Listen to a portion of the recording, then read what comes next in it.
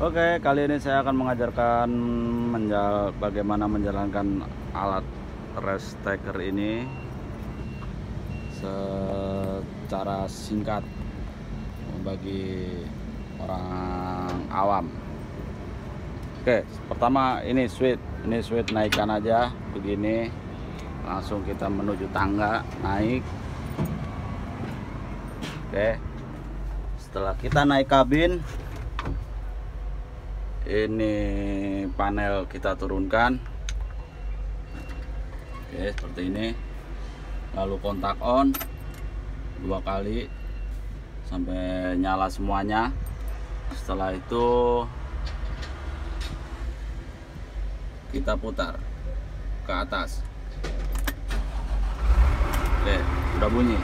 Di sini ada tanda parkir brake. Ini kode twist lock, udah standby.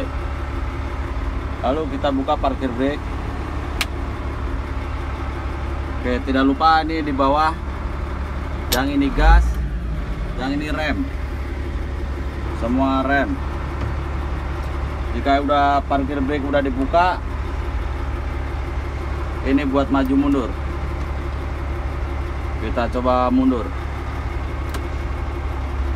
Oke, otomatis dia mundur sendiri karena dia pakai RPM 700. Injak gas, lalu rem. Oke, netral. Lalu kita maju.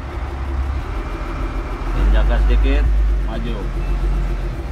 Mainkan setir. Oke, jadi kurang lebih seperti itu.